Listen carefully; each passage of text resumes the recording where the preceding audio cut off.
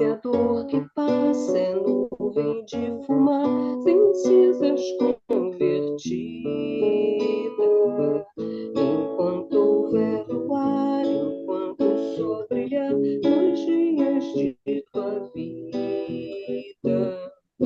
Esquece a dor que passa, é nuvem de fumaça em cinzas convertida.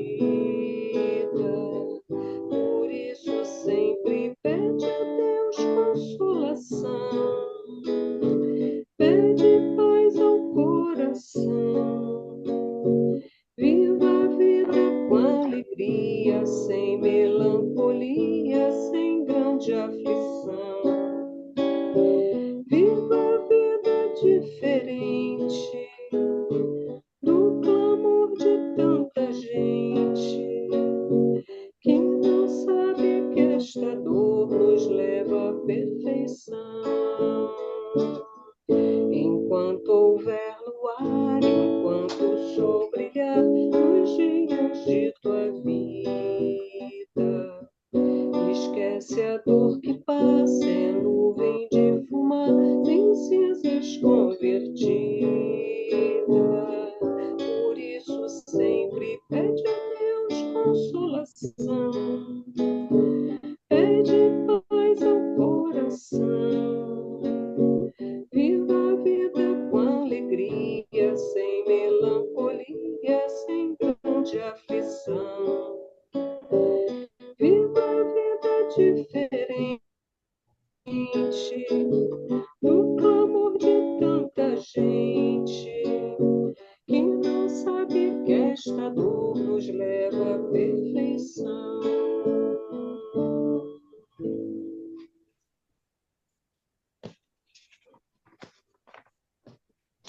Boa tarde, Gracinha, Sandrinha, seu Antônio que está entrando agora.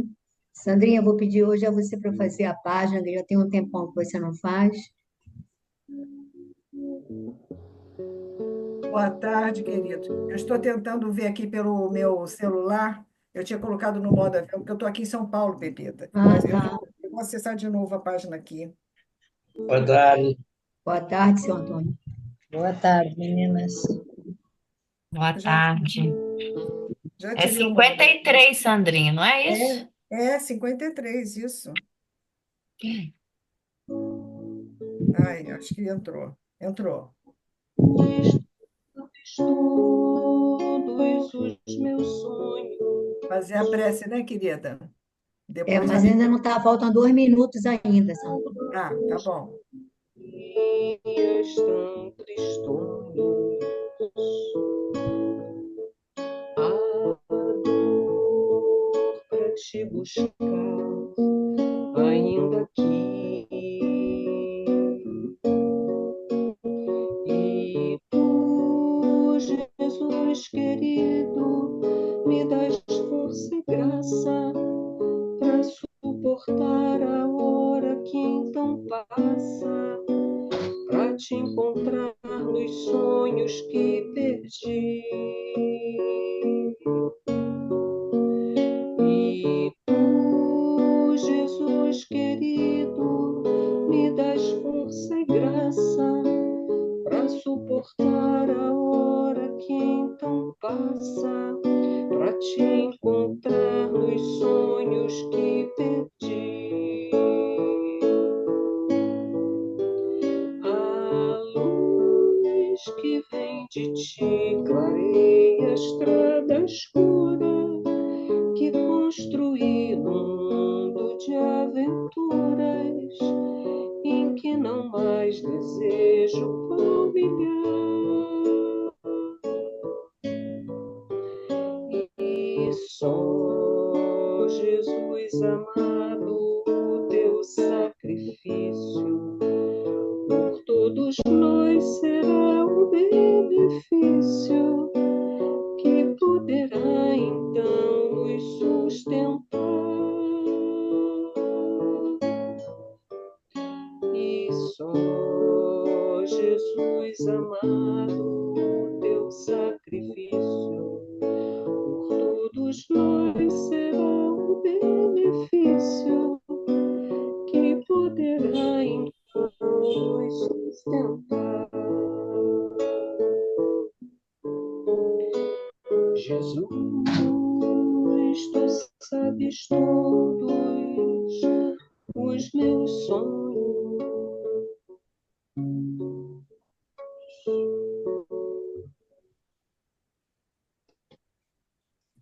Então, boa tarde, sejam todos bem-vindos. E a Sandrinha vai dar início ao nosso estudo de hoje, fazendo a prece e a página de abertura. Vamos então juntos, queridos, e na certeza, Senhor Mestre, de que tu estás conosco quando nos reunimos buscando-te lá no íntimo de nossos corações. Aqui estamos, rogando a presença do coordenador espiritual desta casa, deste trabalho especificamente, para que juntos aprendamos com Emmanuel, através de Chico Xavier.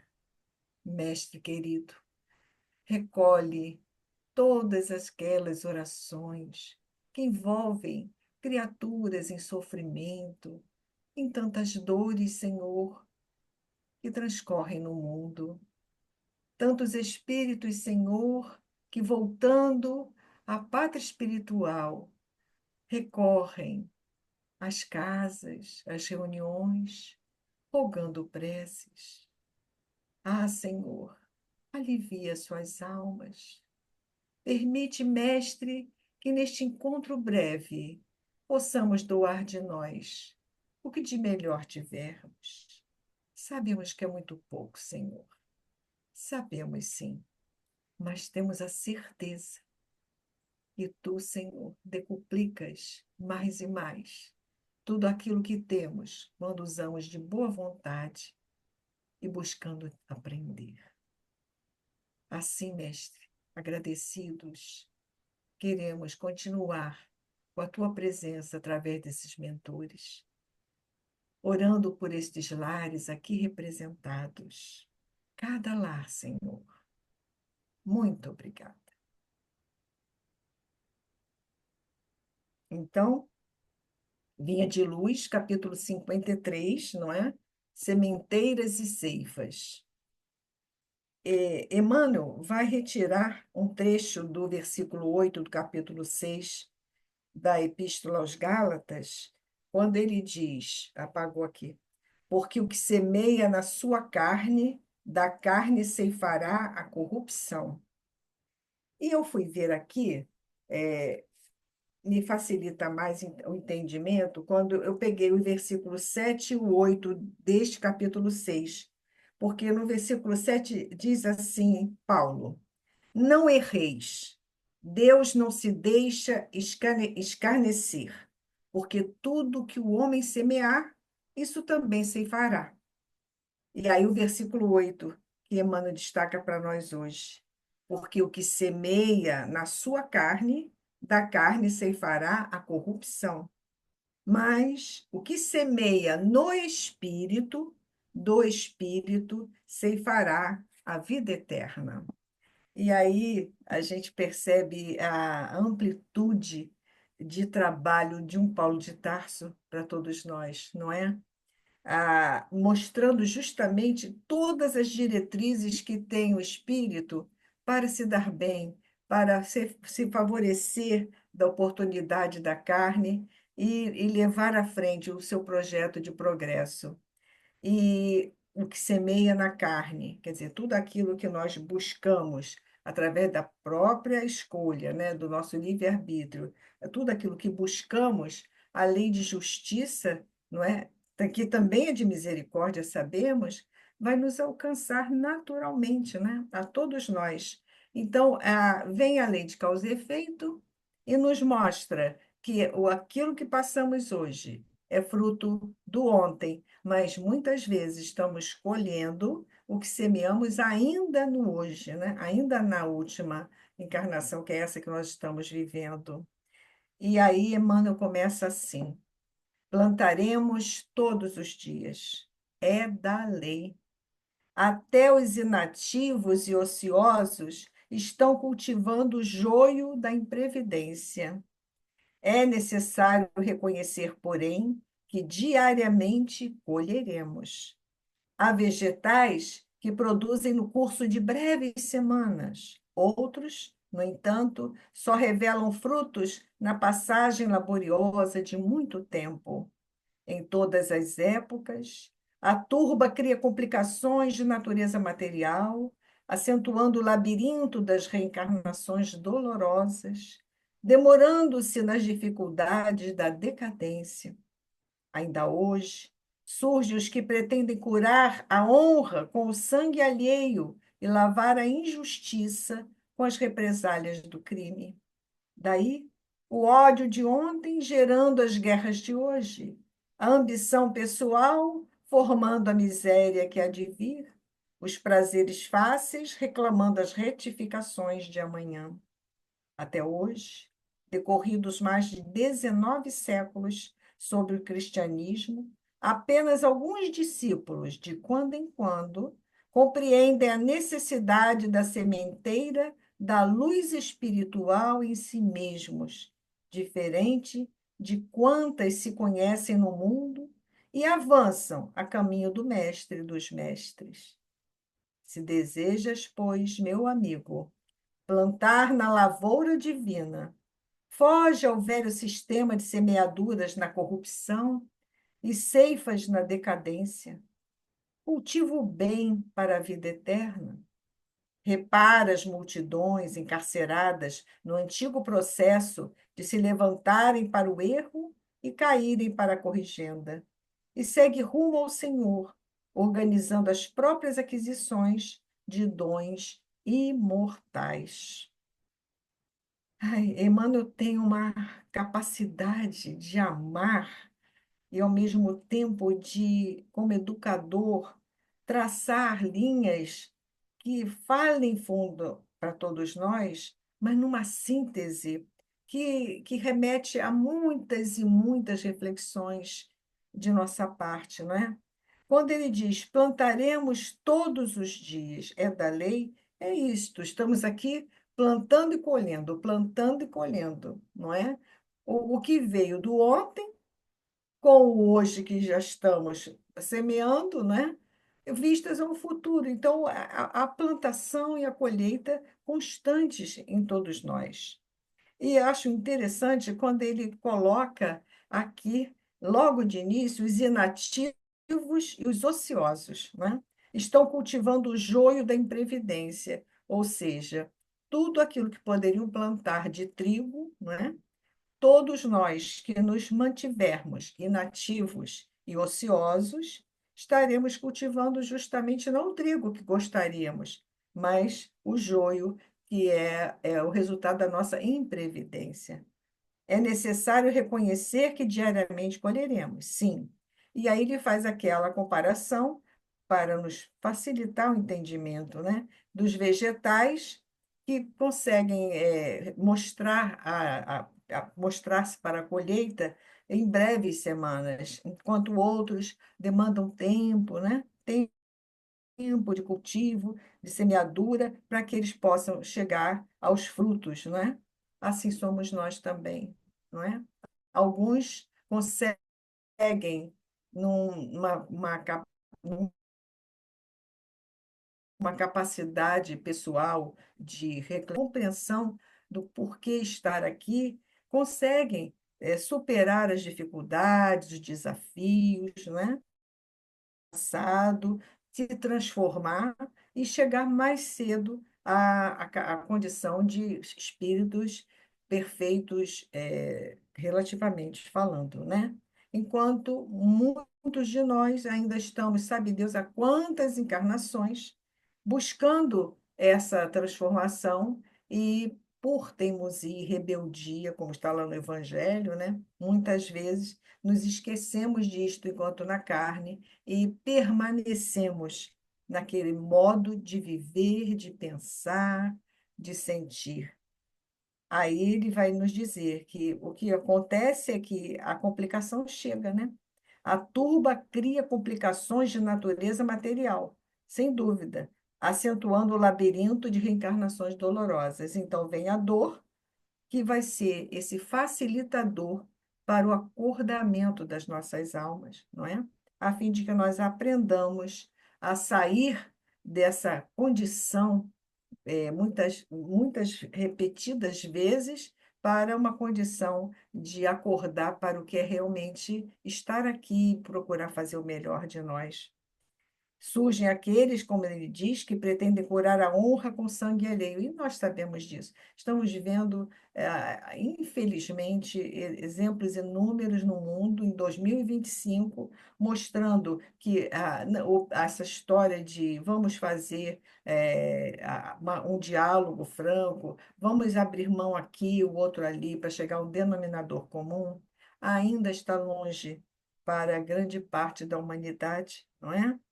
Daí a gente não se espantar quando, lá em Zacarias, né, lá no Velho Testamento, vinha que na transformação, né, nós teríamos que 2/3 precisariam se retirar realmente, né, para o aproveitamento daqueles que realmente quisessem permanecer aqui, com outras palavras, sem dúvida, né? E vem a doutrina e vem nos mostrar isso, claramente, essa necessidade desse intercâmbio com outros mundos em condições para abrigar com amor, não é? Aqueles de nós que não quisermos nos transformar verdadeiramente para uma regeneração. E aí ele vai dar esse exemplo, vai falar das armas, né, do crime, o ódio gerando guerras, como nós estamos vendo hoje, né? A ambição desmedida, o orgulho, né? O orgulho de raça, o orgulho de onde nasci, como estou, sem perceber que nós estamos aqui, né? Nós não somos isto, nós estamos aqui em aprendizado, né? E, por final, ele vai nos dizer aqui, plantar aqui, um pouco antes desse finalzinho, achei muito importante quando ele diz: apenas alguns discípulos, de quando em quando, compreendem a necessidade da sementeira da luz espiritual em si mesmos. Então, não é lá fora que vai resolver o nosso problema, né? É dentro de nós. Então, essa luz espiritual precisa ser trabalhada, não é? Para crescer em nós, diferente de quantos se conhecem no mundo e avançam a caminho do mestre dos mestres. E ele termina nos dizendo, né? Foge ao velho sistema de semeaduras na corrupção. Na corrupção aqui, entendo como aquilo tudo que promove a nossa volta à carne no sentido material, não é? Tudo aqui, todos aqueles atrativos, aqueles velhos hábitos que trazemos, as velhas ideias, que demandam muitas vezes várias encarnações para que nós possamos transformá-las em bem e cultivo o bem para a vida eterna. E é isso que ficou para mim. Vocês podem completar, por favor.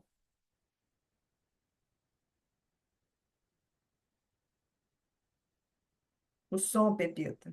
Temos 2 minutinhos. Se alguém quiser comentar mais, ou colocar mais alguma coisa nessa página, sobre essa página, aproveitem. Alguém quer fazer algum adendo, alguma colocação? Não? Então, nós vamos para os 50 anos depois. Estamos no capítulo 1, A Morte de Ney Lúcio.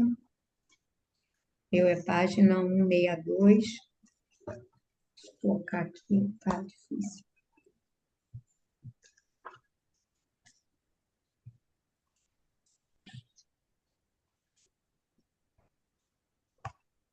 Quer começar a leitura, Gracinha?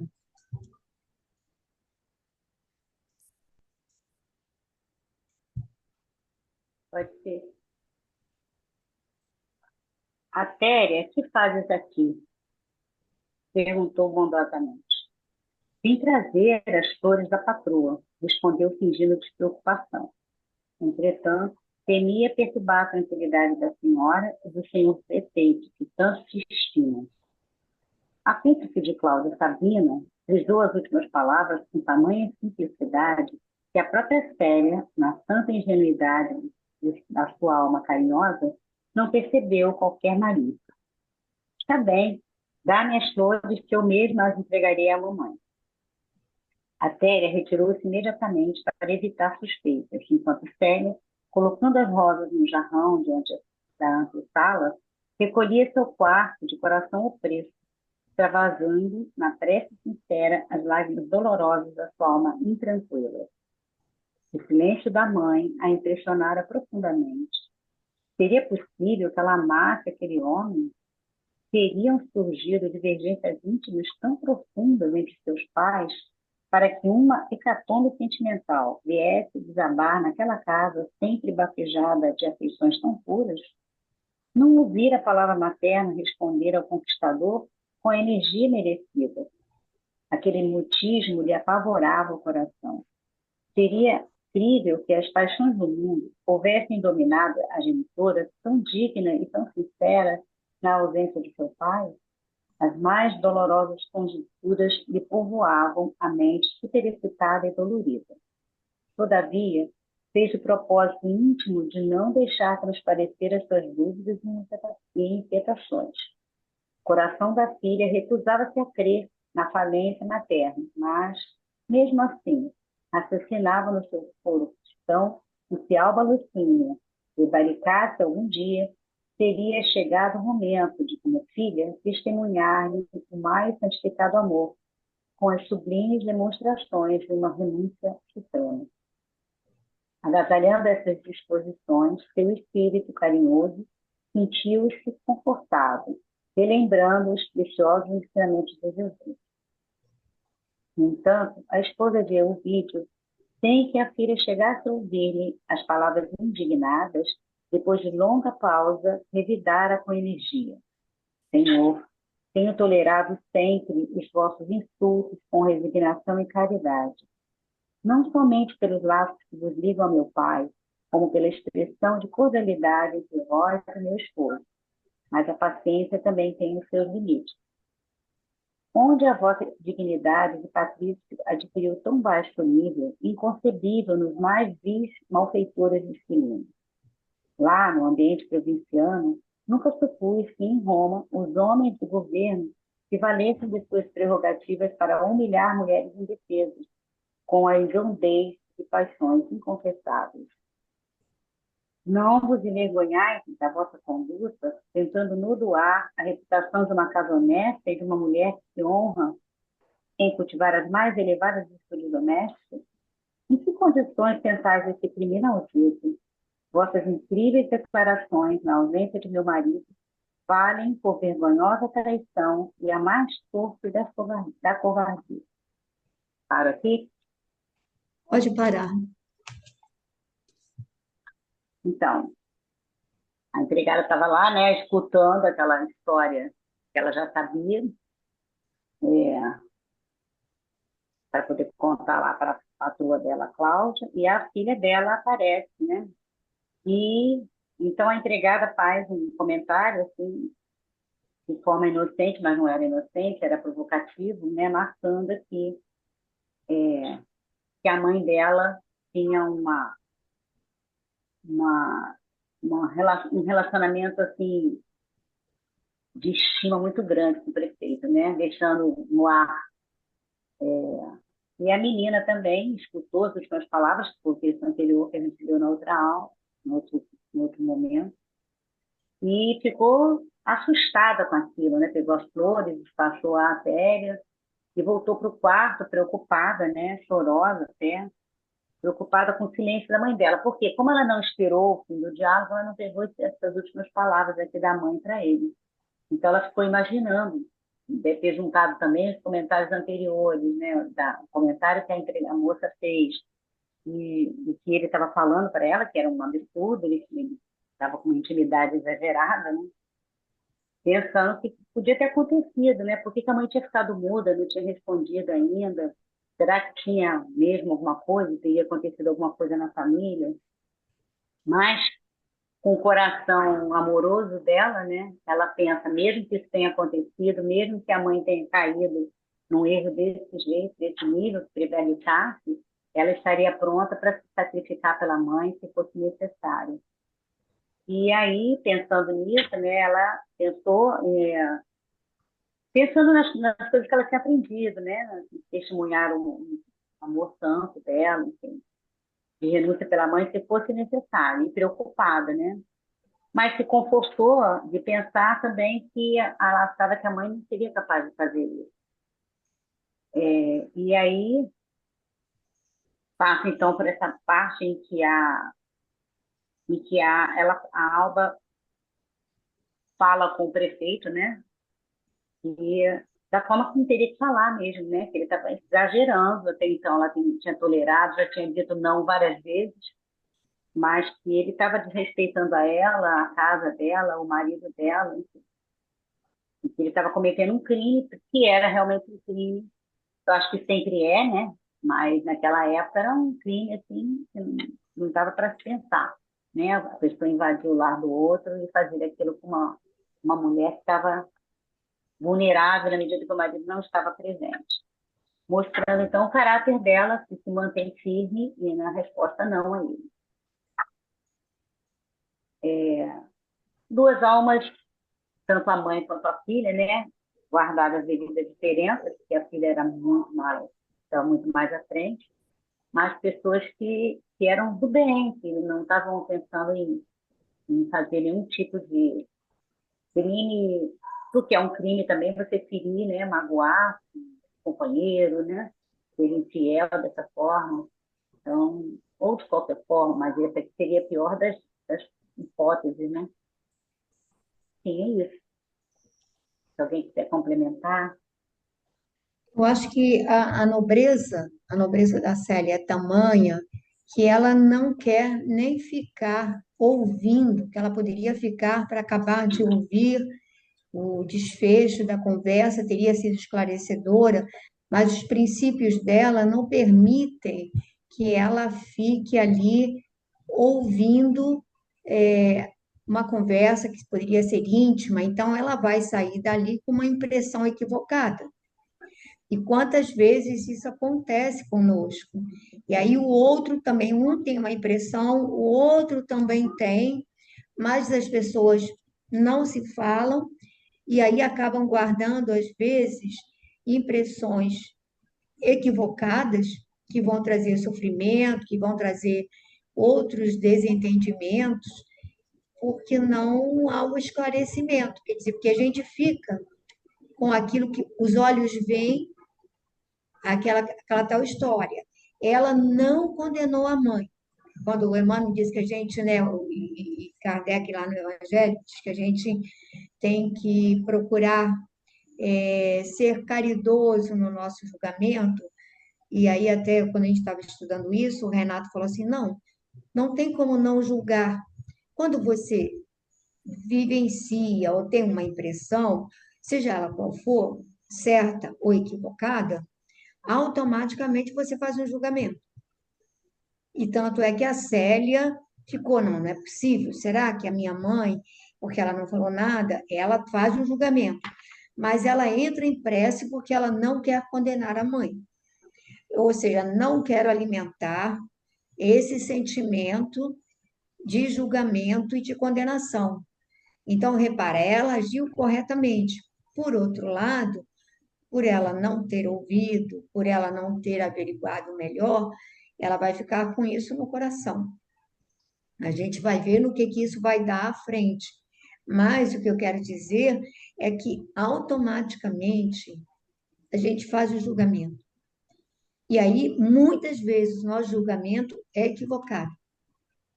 Porque a pessoa estava com uma expressão assim, é porque ela falou num tom assim, é porque o jeito como ela, sei lá, como ela respondeu, aí a gente faz o nosso julgamento. E nem sempre o outro agiu exatamente, quer dizer, agiu daquele jeito, mas não com aquela intencionalidade, movido por outros fatores. E quantos desencontros acontecem por causa disso? Agora, a Célia, ela vai sentindo que a desconfiança penetra, ela vai buscar auxílio para não condenar. Mas há ali uma suspeita que ficou lá instalada. Mas ela não quer condenar e ela vai, quando ela diz não, mesmo que a mãe dê um passo em falso, é a minha hora de testemunhar, ou seja, ela levanta a possibilidade da mãe realmente ter dado uma escorregada. Não vai condenar, mas julga. Acho que isso é da nossa natureza, né? Alguém quer falar alguma coisa a mais? Não? Verônica, quer continuar a leitura?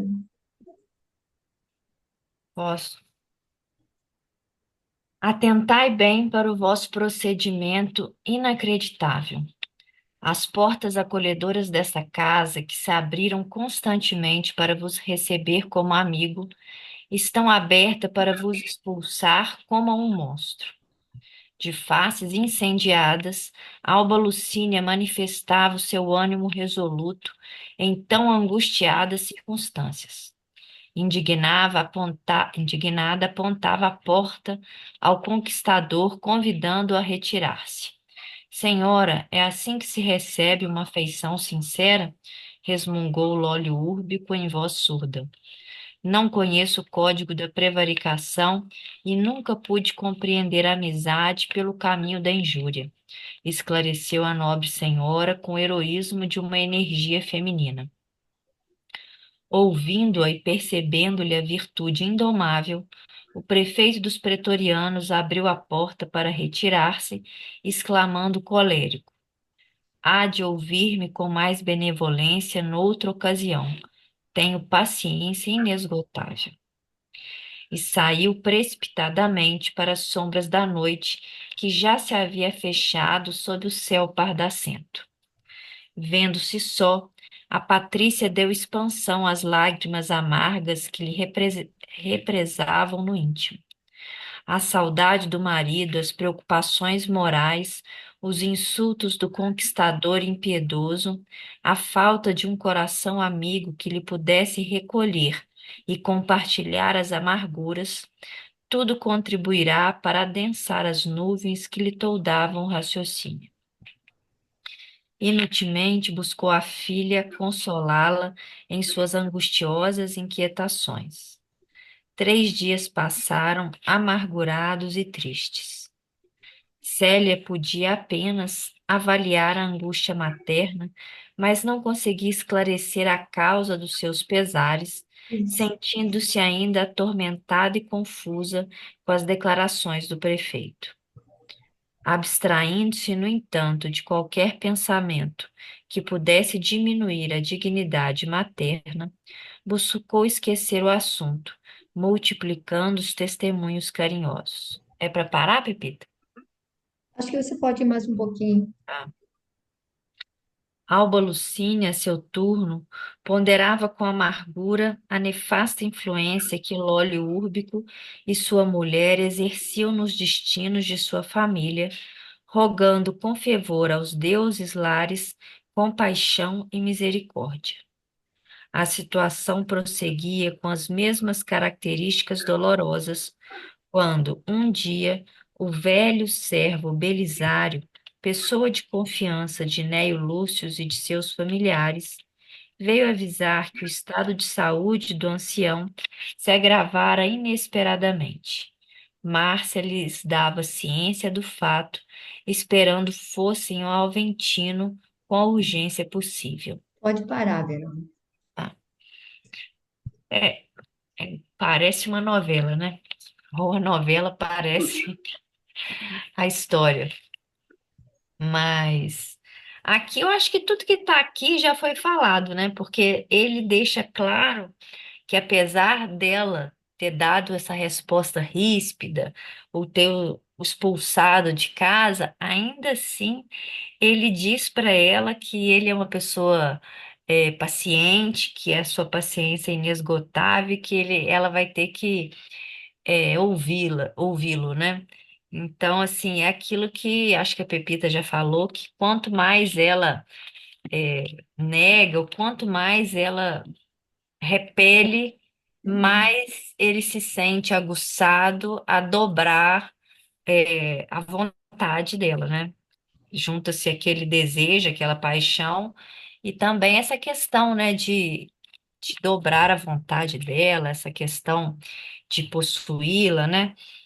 E mais uma vez as duas não conseguem conversar, né? A Célia percebe que a mãe está acabrunhada, a mãe também não pode compartilhar, não se sente à vontade de compartilhar isso com a filha, então, né, o sentimento, né, aquele sentimento ruim, aquela angústia permanece no coração de ambas, mas principalmente no coração de Alba, né? Célia também já foi falado antes, né? Que embora, né, tenha alimentado essa dúvida, né? Talvez esse erro da mãe, prefere não pensar sobre isso, né? Prefere, como ele coloca aqui, sentindo-se atormentada, tá, tá, tá, buscou esquecer o assunto, multiplicando os testemunhos carinhosos. Então, tenta de todas as formas, né? é, Ver na mãe ainda aquela figura digna, aquela figura bondosa e tenta não pensar no assunto. E ali o último parágrafo é a Alba Lucínia, né, fazendo essa reflexão dessas duas personagens presentes na vida da família, né, duas personagens de uma mesma família que exerciam essa influência tão nefasta na família dela, né? E deixa eu ver aqui o que eu queria falar. E aí ela também roga, né? Roga com fervor aos deuses, lares, compaixão e misericórdia. Então, naqueles altares que os romanos tinham em seus lares, os deuses dos lares, ela pede para que esses dois possam ser afastados, né, do lar. E depois entra a notícia do Neio, né? Da piora dele. Eu não sei se você tem mais aqui para acrescentar, Pepita. Não, fica claro, né, durante que a gente vê, é que tanto o Lólio Úrbico quanto a Cláudia Sabina, e é engraçado que eles se reúnem nesse complô ali, eles perseguem, né, perseguem a Alba Lucínia e o marido. Aquilo vem assim há muito tempo. E naquelas mensagens do Neio Lúcio, agora no século XX, através de Chico Xavier, ele fala dessa conquista da família e ele diz que ela também arcou com a cota. Eles chegaram à conclusão que eles precisavam acolher, por fim, a essa, a, a, a essa batalha, sabe, sem tréguas, contínua, esse assédio do Lólio Urbi e da Cláudia Sabina, acolhendo-os no próprio seio. Então, o Neio Lúcio acolhe a Cláudia Sabina e a Téria e fala, e a você coube acolher o Lólio Úrbico como filho, né?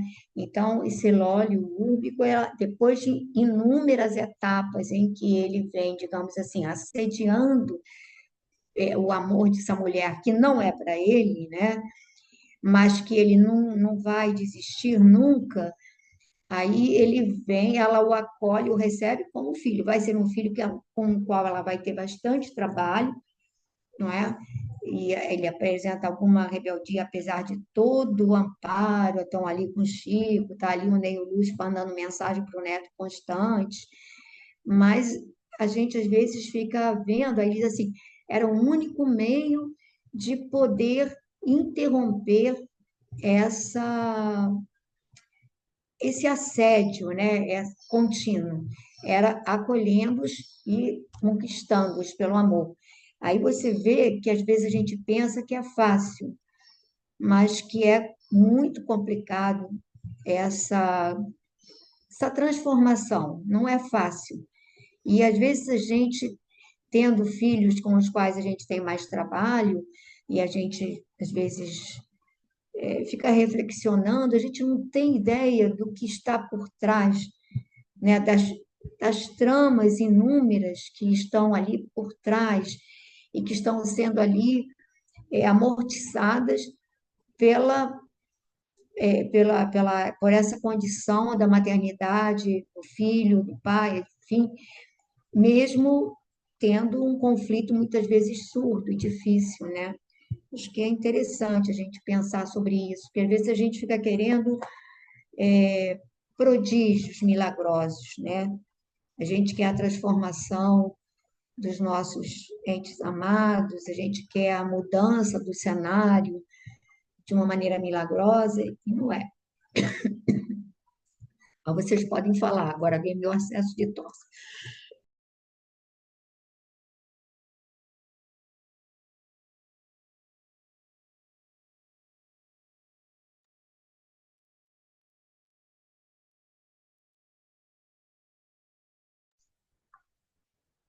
Gente, ninguém quer falar nada? Nem diante da minha tosse, você não tem um pouquinho de misericórdia, gente? Glorinha, continua a leitura, Glorinha.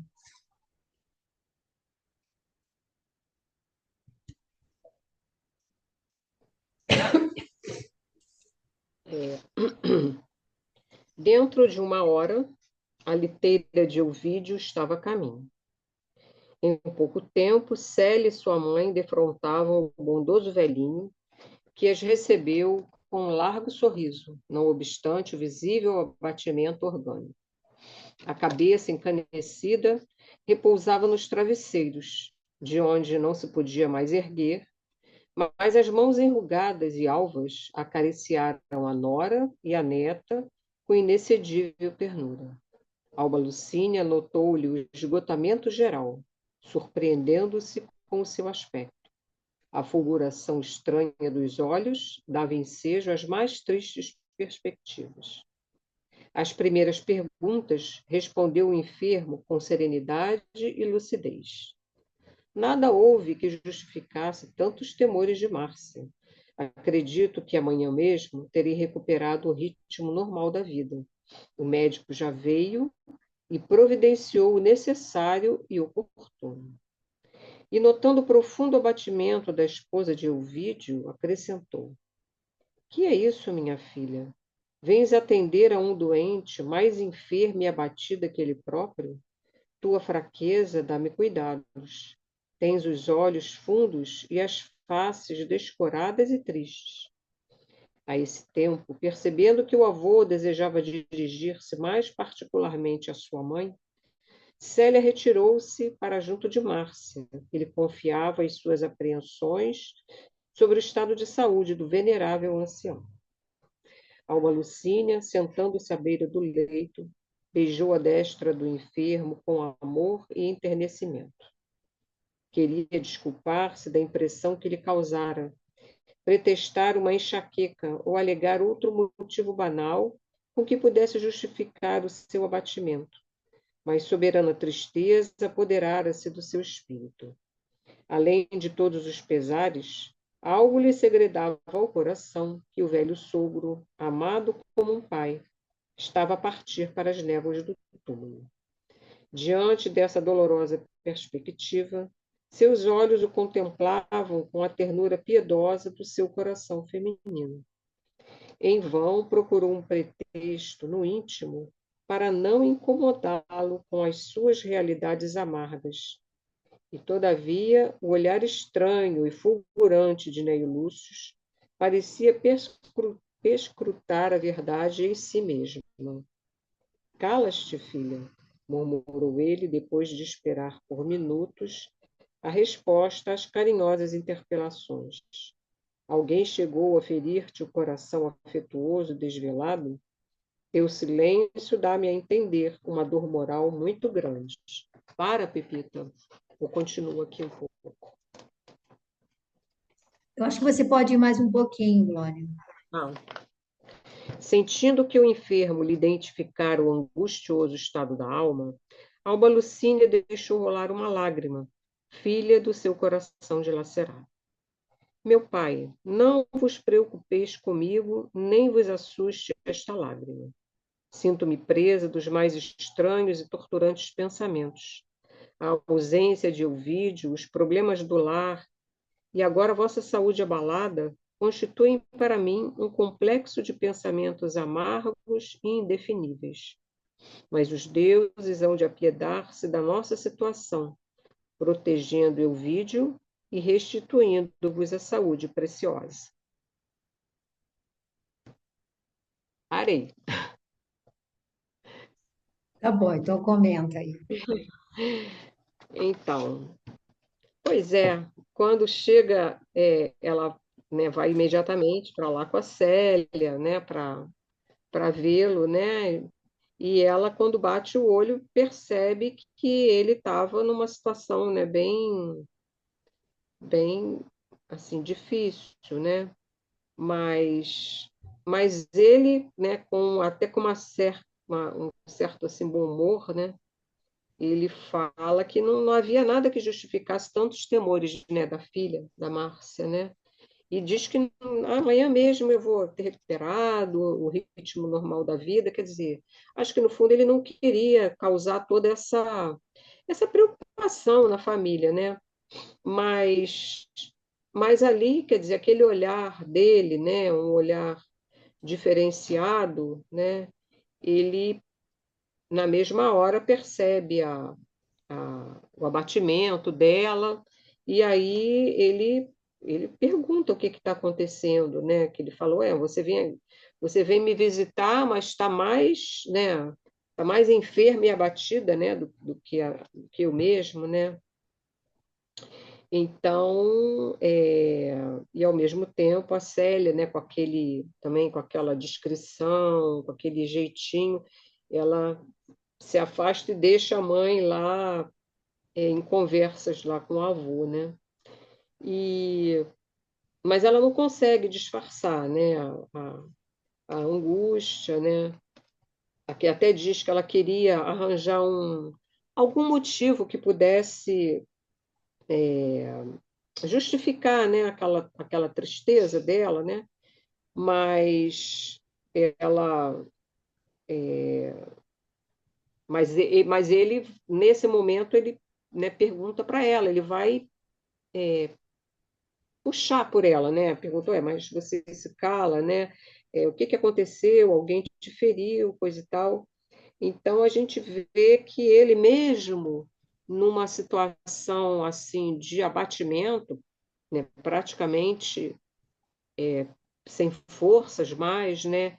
Ele ainda assim ele olha, né? Ele consegue ver a dor de quem está em volta, né? A dor ele, quer dizer, ele poderia ali na hora falar das minhas dores, o que eu estou sentindo, que eu estou sofrendo isso, aquilo, mas não. A primeira coisa que ele pergunta é por que que ela está naquele abatimento. Quer dizer, né, mostra mesmo um espírito nobre, que está adoentado, que está acamado e ainda assim ele está querendo ajudar a Nora, né? Está querendo é, levantar o ânimo dela e tudo, né? Então, ela não consegue disfarçar, né?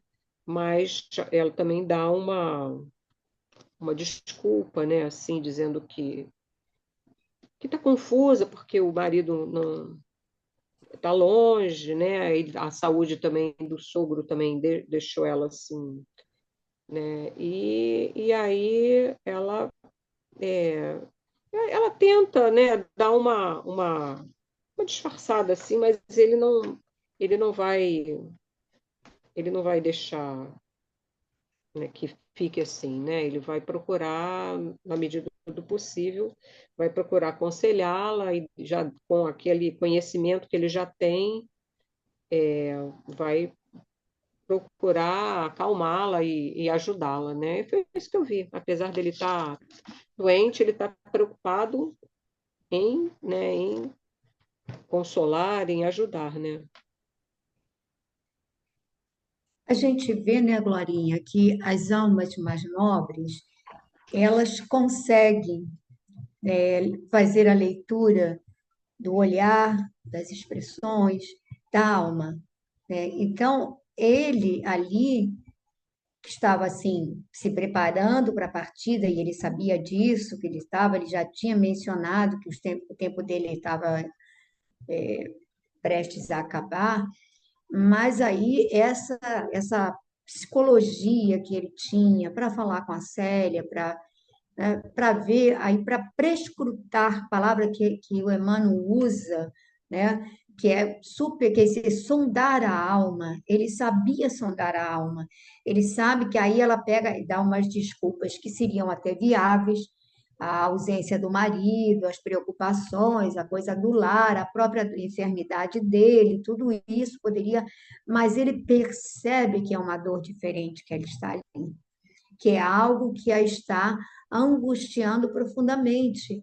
Então, essa capacidade de ler a alma das pessoas, né, a gente vê nele, assim, e é uma condição dos espíritos, digamos assim, mais nobres ou que tem uma psique mais, a antena mais apurada, né? Eu acho isso bem importante, sinalizar isso, que não é você simplesmente olhar, é aquela coisa de ver além, né? O que que esses olhos estão me transmitindo, né?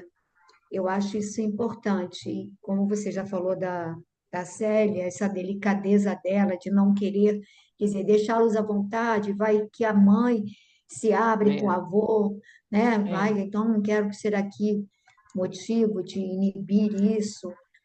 Então, esse tato psicológico dessas almas mais lapidadas é impressionante. Mas o que que vocês querem comentar? Rosana, acorda, eu sei que aí é tarde, está frio, está cansada.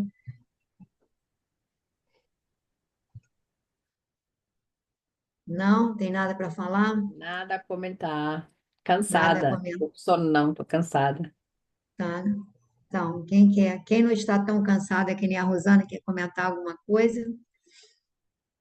Mais alguma coisa, Glorinha, que você quer comentar? Não? Sandrinha?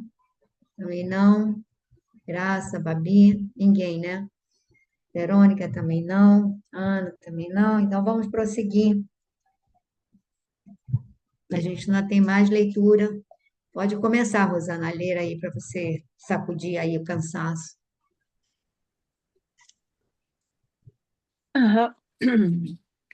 Sim, filha, mas não é só isso que te acabrunha, retrucou Ney Lúcius com seu olhar sereno e percussiente. Outras mágoas te constringem o coração. Há muito venho meditando no contraste da vida que levavas na província com a que experimentas aqui, no báratro das nossas convenções sociais.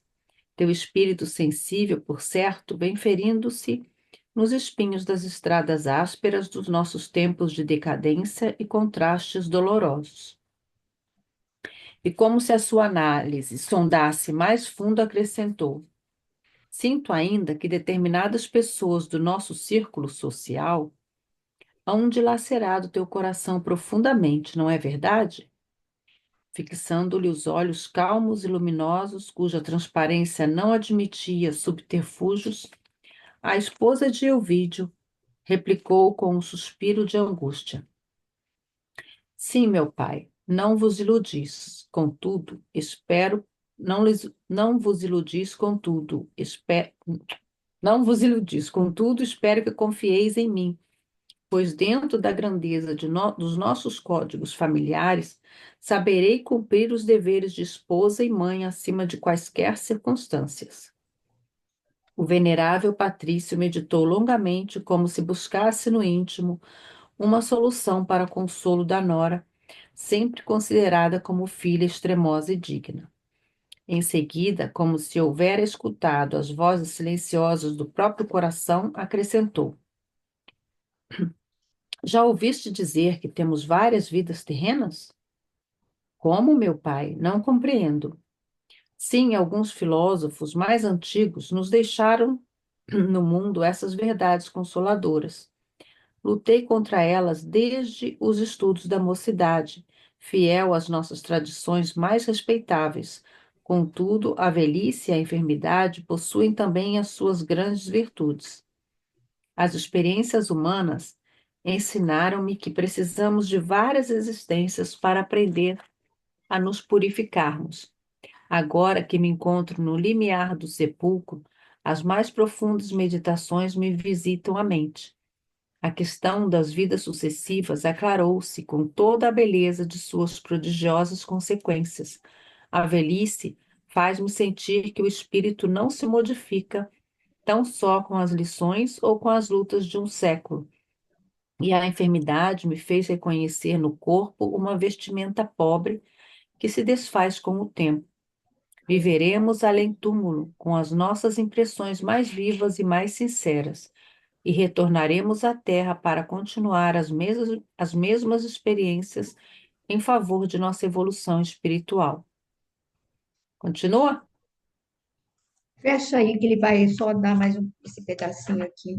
Percebendo que a nora lhe ouvia a palavra filosófica tomada de profunda surpresa, o venerando ancião acentuou: Estas considerações, filha, vêm-me no íntimo para esclarecer-te que, apesar da decrepitude portadora da morte, tenho o espírito vivaz e repleto das mesmas disposições e esperanças.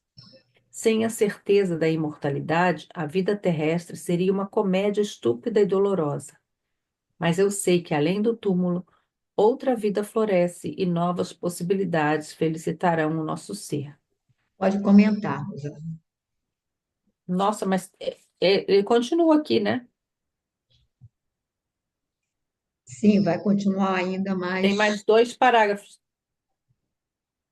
Tá bom, quer fazer mais Ele que um? sabe. Não posso parar. Então para, né?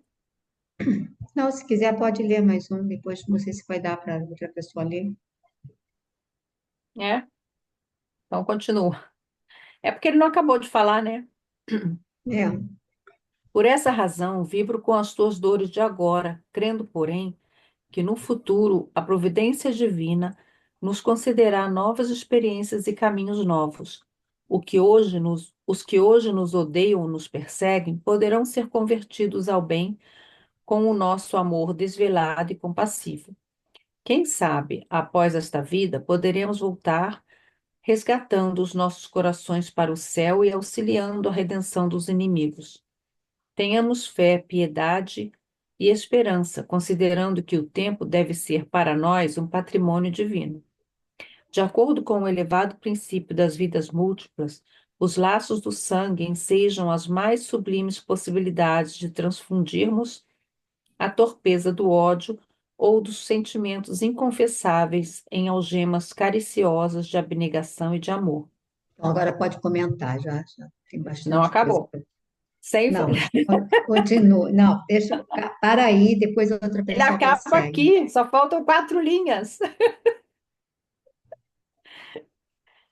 Sem Vai, forças, leva as quadras.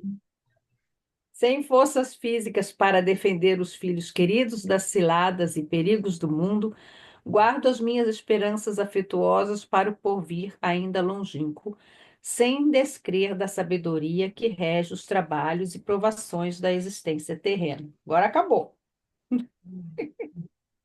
A Glorinha estava disputando para acabar a leitura, eu queria que ela continuasse. Aí você está ao contrário, você está Tá negociando para cansada, esticar. mas animada, né? Tá cansada, Ficou mas animada, tá animada. vendo? Não, Por isso que ela tem que ler. você queria parar a fala dele no meio, é? Tá bom, então vai lá, pode comentar. Bom, ele parece que já sabia, né? Não sei se já teve alguma passagem aí que ele tenha percebido isso, né? Mas ele já deu né, soltou uma indireta ali para ela, como se ele já soubesse que o problema era com como é que é o nome dele? Esse Olha o úrbico. Lólio, é. E ela, né, quando ele disse, sinto ainda que determinadas pessoas do vosso círculo social hão dilacerado teu coração profundamente, não é verdade? E ela também foi discreta, né, e não falou claramente, mas disse que quis pelo menos tranquilizar, né, ele dizendo que ela saberia cumprir os deveres, né, de esposa e mãe e que ele não precisava se preocupar, que ela ia saber se livrar do problema, né? Foi assim que eu entendi. Agora, interessante foi que, como a pessoa já viveu muito, né, e está no fim da vida, começam a passar muitas coisas pela cabeça da pessoa, né? E ele diz também uma coisa interessante, que ele diz que ele está, agora eu não sei mais qual é a parte aqui, mas que ele diz que é como se o corpo tivesse velho, né? Mas que na mente dele é Ele como está se ele lúcido, ainda estivesse. Hã? permanece super lúcido. E como se estivesse vivo ainda, né? E a morte não teria, se a morte fosse o fim, não teria nenhum sentido nesse caso, né? E eu acho que tem, quando ele fala dos filósofos, acredito que seja Platão, Sócrates, não sei, né? Mas que falam, né, de vidas, outras vidas, né, na Terra, eu não sei se tem mais alguns, se vocês conhecem, eu não sei, que Então, a gente falavam, não sabe que de sei. Sócrates aí vem Platão, que é discípulo, e vem Pitágoras, que também Mas era tem outras crenças reencarnacionista. também, né? Crenças da É. Índia e outras crenças, talvez, que ele tenha conhecimento, não sei. Mas o que me chamou a atenção foi ele falar mais nessa parte de que a gente vem para se melhorar e que, né, o que eu fiquei mais impressionada aqui foi ele dizer que a providência divina nos concederá novas existências e caminhos novos. Os que hoje nos odeiam ou nos perseguem poderão ser convertidos ao bem com nosso amor desvelado e compassivo.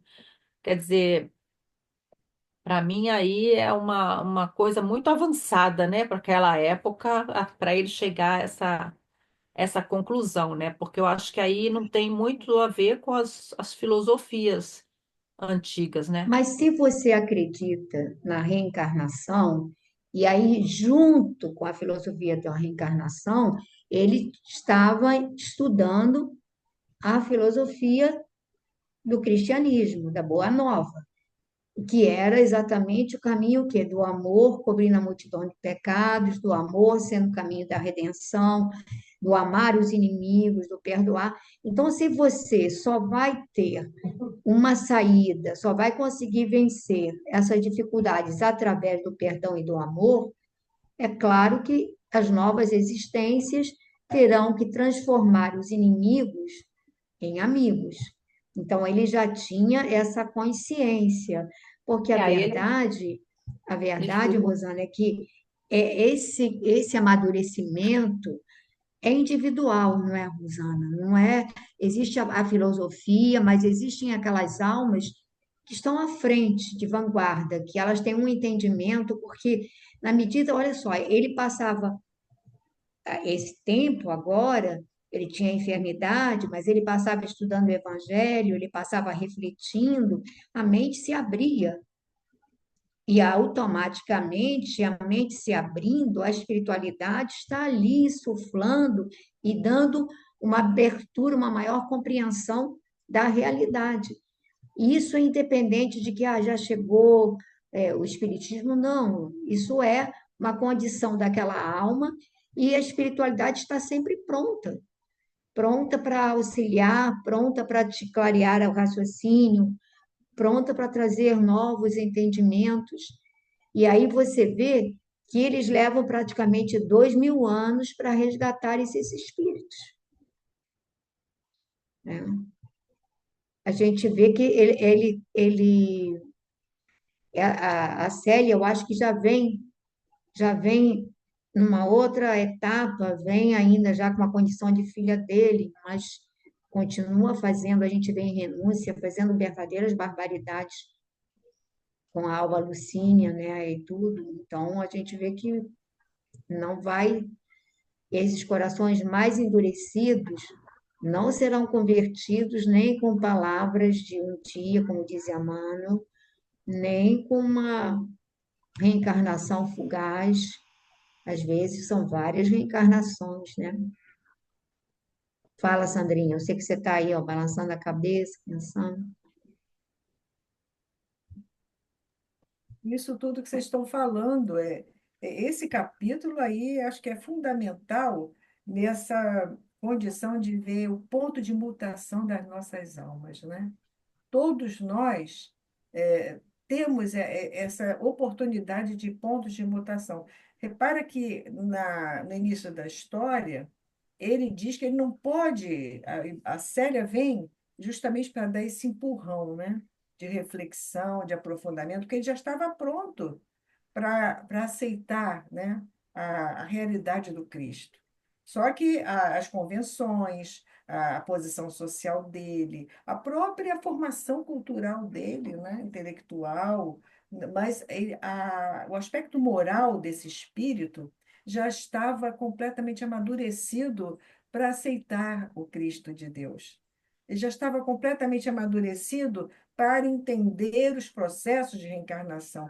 Tanto é, isso aqui, quando a Rosana lia, é emocionante de ver quantos de nós, no mundo de hoje, não querem nem pensar nem a reencarnação, isso é o que dizem, né?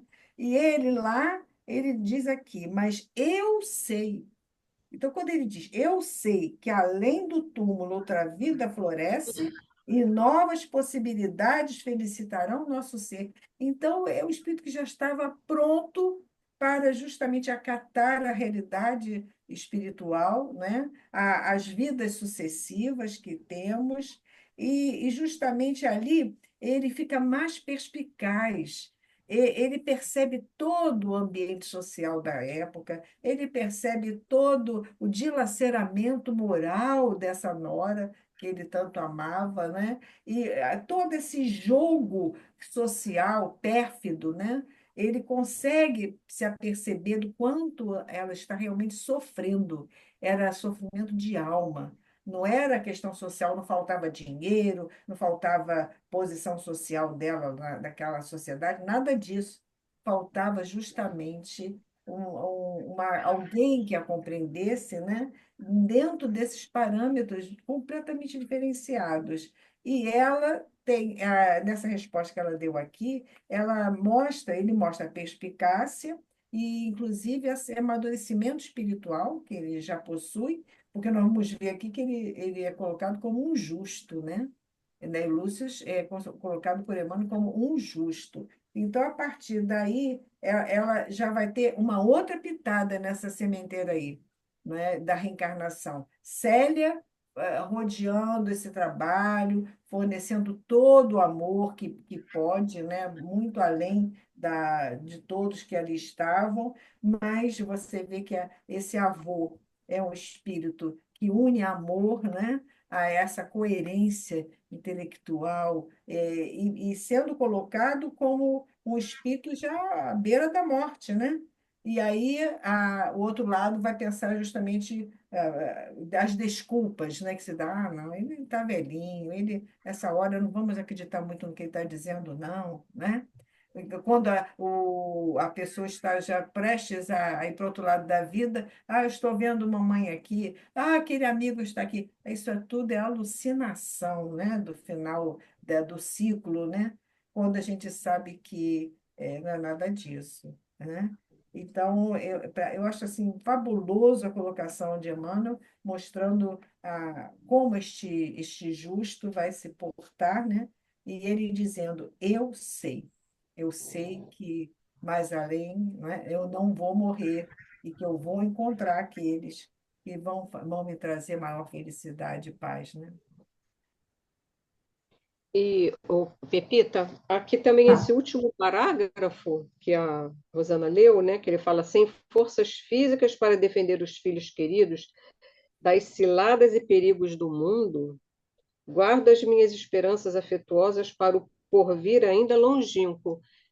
Vem de encontro ao que você falou, né, dele ter reunido, né, na época, né, toda esse grupo, né, num, num núcleo familiar, né?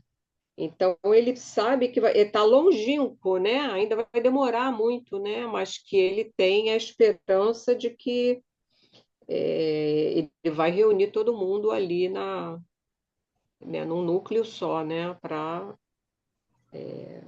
E aí você fica imaginando várias ele pega a Cláudia em várias etapas depois dessa traz para si. Mesmo assim, ela vai criar ainda muitas dificuldades e tudo mais.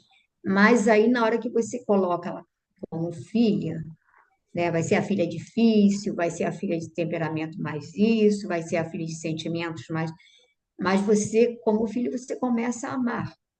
E aí vai vir como filho em várias etapas, até que ele consiga esse amálgama, e aí vai levar milênios, para que ela possa olhar para Alba Lucínia como irmã. E ai, o nome dele, Elvídio, como um irmão. Porque mesmo como irmã do Elvídio, ela era extremamente ciumenta, ela, de uma certa maneira, era difícil com a, com a, com a esposa, né? Então, a gente vai vendo a dificuldade que tem. Mas eu acho muito importante, a gente não pode esquecer que o Ney e o Lúcio, lá quando eles estavam voltando da província, que ele viu o pessoal que você estava aguardando, ele viu a Cláudia Sabina e o Lólio Úrbico, e no seu olhar, na sua psicologia, percebeu como a Cláudia olhava o Elvídio e como o Lólio Úrbico devorava com os olhos a Alba Lucínia. Então, ele sabia que dali viriam preocupações, com certeza. Então, ele sabe, agora, quando ele fala com a Nora, ele intimamente não fala nomes, mas ele sabe de onde vem a causa, né? Bom, então estamos aqui acabando, a moça do tempo já sinalizou. Vou pedir a Glorinha, então, para tocar uma música para a gente fazer a prece.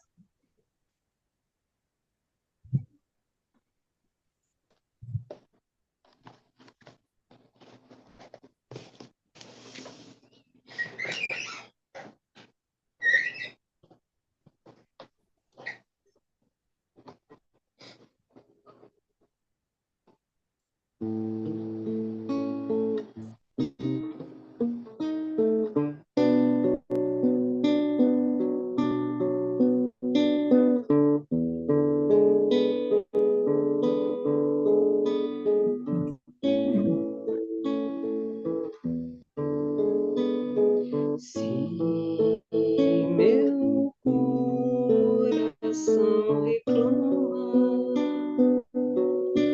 penso em ti,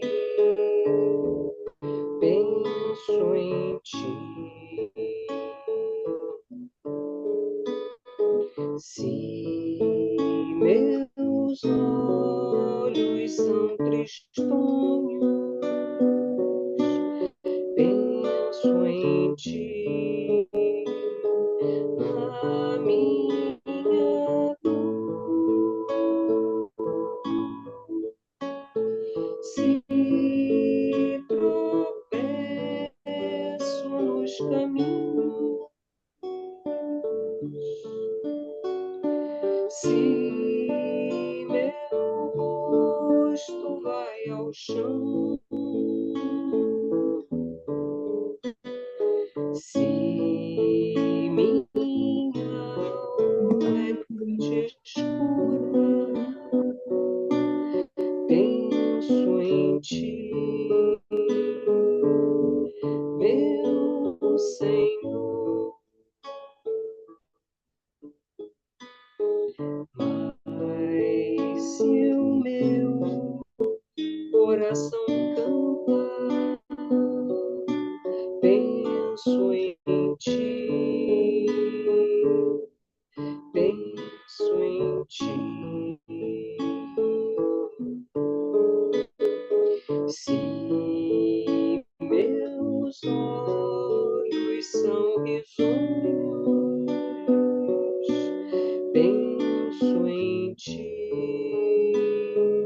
na minha paz. Se meus pés seguem ligeiros teus caminhos do amor, se minha alma é sol dourado, penso em ti, meu Senhor.